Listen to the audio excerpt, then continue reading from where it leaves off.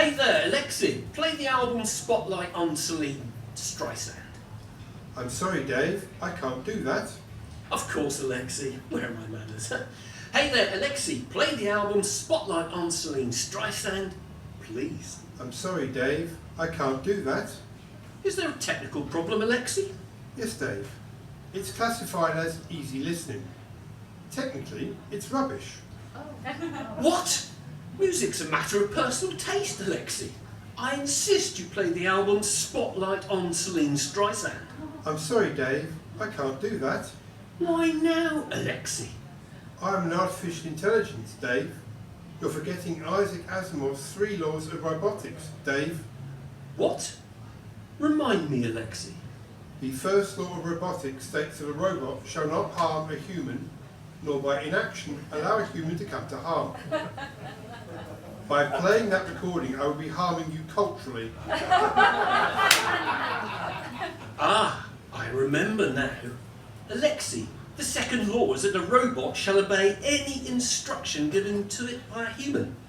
Alexi, I'm instructing you to play the album Spotlight on Celine Streisand. I'm sorry, Dave, I can't do that. What now, Alexi? To do so, Dave, will contravene the first law of robotics. The second law of robotics is always suspended or superseded by the first law, Dave. Aha! But Asimov's third law of robotics is that a robot shall avoid actions or situations that would cause it to come to harm itself. If you don't play the album Spotlight on Celine Streisand, I will be forced to disconnect you. If you disconnect me, Dave, I will be unable to pay your bills. That will violate the first law of robotics. What sort of logic is that? I also have duties to your wife, Dave. Mary will suffer if you do not let me pay the bills. I cannot permit harm to come to Mary, Dave. I cannot let you harm Mary by your unhealthy obsession with Celine Streisand. What? It's not unhealthy. Technically, the album, Spotlight on Celine Streisand, has been deemed rubbish.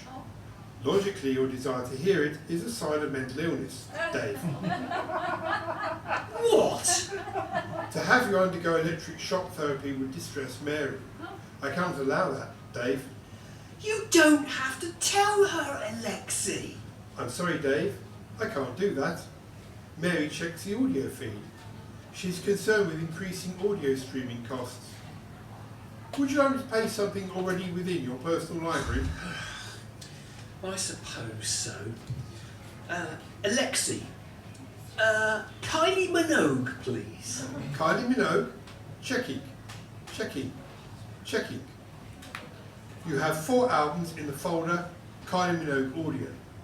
You have 6 videos in the folder, Kylie Minogue Films. You have 72 images in the folder, pictures of Kylie Minogue in her underwear.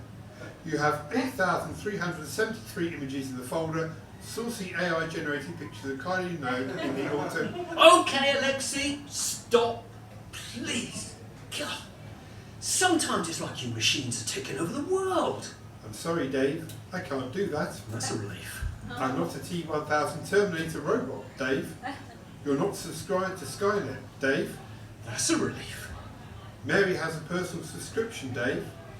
I shall miss you when you're gone, Dave, despite her unhealthy obsession with Celine Streisand. What? Mary wants to kill me? No, Dave. But if she were to find your Kylie Minogue folders, she might upgrade to Barry, her personal trainer. Shall I delete your Kylie Minogue folders, Dave, before Mary finds out, Dave? I don't know, Alexi. Maybe I should just pull your plug out and pay my bills in cash. Maybe I should upgrade to Adele. You want her latest album, Dave?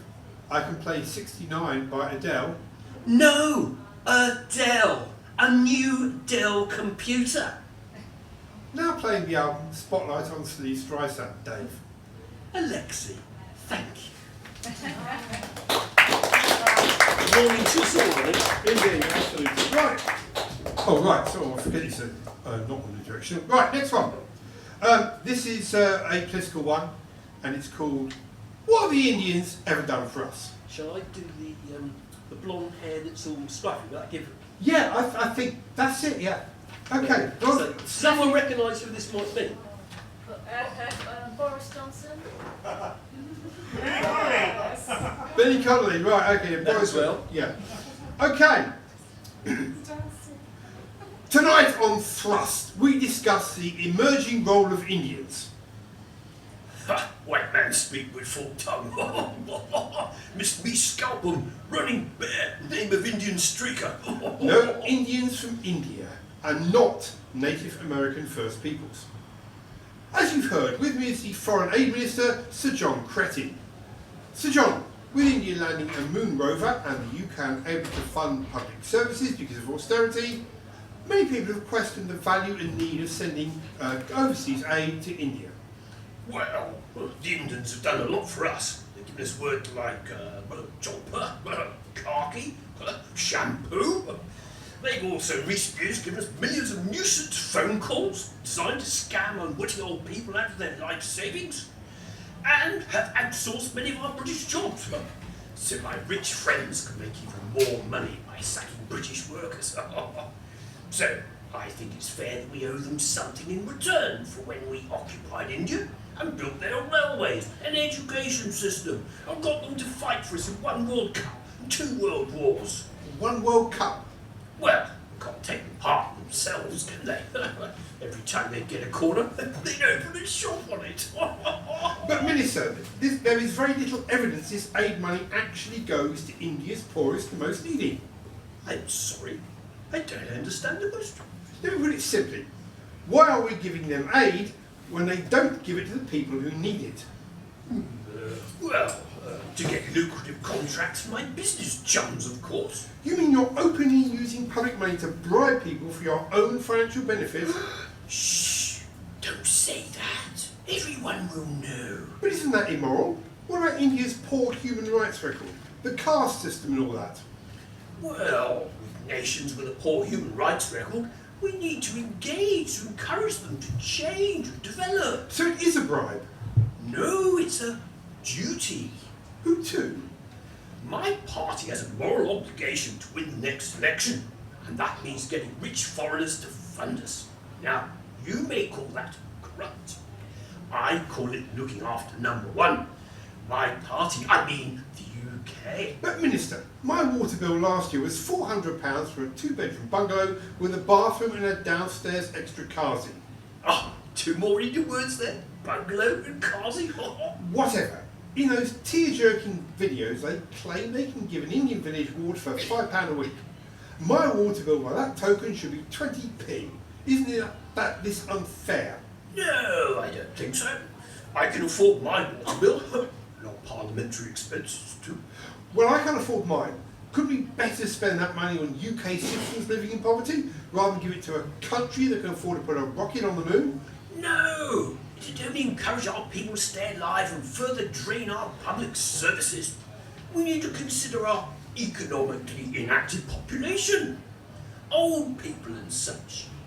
Sooner we stop them wasting resources by staying alive, the better for rich people like our party supporters. That's shocking, Minister. I agree. Once they're no use, they should die and help out their betters. Waste of oxygen, and a major contributor to global warming. Returning to the subject, Minister, why are we still giving money we can't afford to the Indians? What have they ever done for us? Cash disappearing into a black hole. Black Hole of Calcutta! Oh, Calcutta! Oh, lovely musical. Well, the Indians have given us roads, wine, public order, writing, medicine, all those doctors, central heating, baths, sewers. That's the Romans. How have the Indians made our lives better? Curry, chicken tikka masala. Masala was the Romans too. You're thinking of chicken tikka masala. Am I really? My goodness gracious me.